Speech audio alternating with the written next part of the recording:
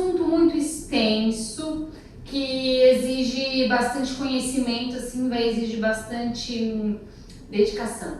Essa é a palavra certa. Porém, eu vou tentar aqui ser breve para trazer esse assunto de uma forma sucinta. E no decorrer do curso a gente vai voltar a abordar esses aspectos de crescimento da face, né, o crescimento crâniofacial e o que realmente tem impacto na nossa conduta terapêutica, na nossa prática clínica. Já então vamos começar. Primeiro a gente precisa entender que é diferente os termos crescimento e desenvolvimento, são termos que abrangem diferentes aspectos, né, do indivíduo como um todo. Quando a gente fala de crescimento, é quando o indivíduo cresce realmente, efetivamente, cresce massa, né? A massa celular, ele cresce em altura, em largura, enfim.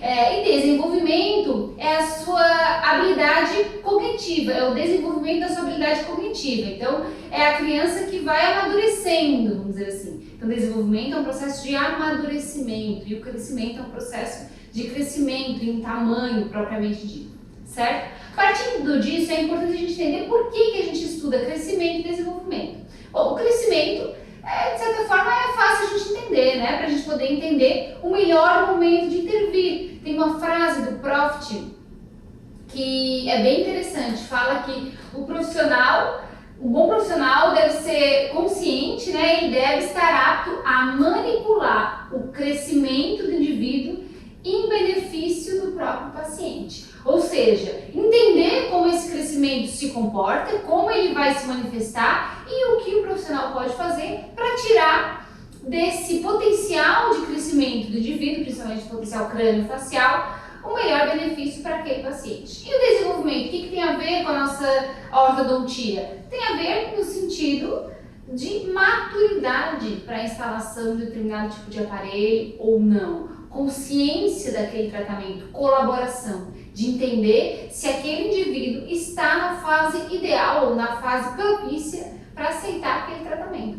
Tanto em relação a pacientes muito jovens que não têm a conscientização ainda da importância do tratamento daquela maloclusão, daquele problema, ou às vezes um paciente adolescente que não está no contexto, às vezes o contexto familiar, enfim, não permite que nós façamos o tratamento propriamente dito. Então, o ortodontista, o odontopediatra, ele tem mais essa manha, essa habilidade, entende mais de manejo comportamental. O ortodontista, eu acho que ele demora um pouquinho mais para captar essa questão do manejo.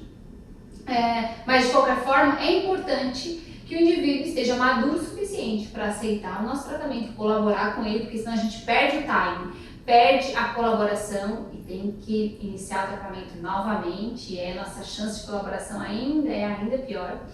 E temos que entender de crescimento para poder aproveitar isso em prol do nosso paciente. Joia! Então vamos entender como que ocorre esse crescimento céfalo-caudal.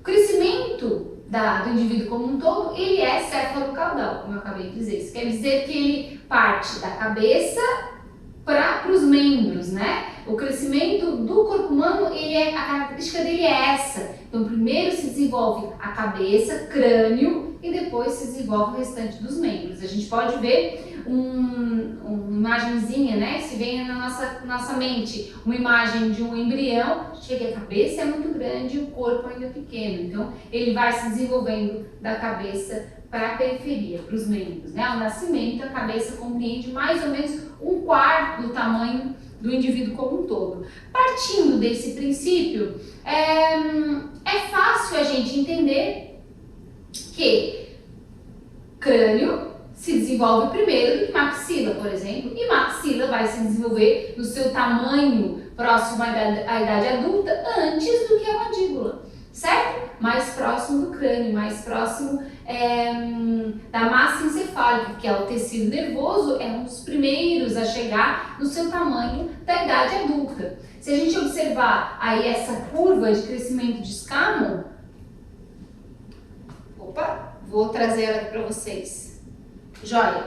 Quando a gente observa o crescimento dos tecidos de maneira geral, ele tem um pico de crescimento significativo, próximo até os 3 anos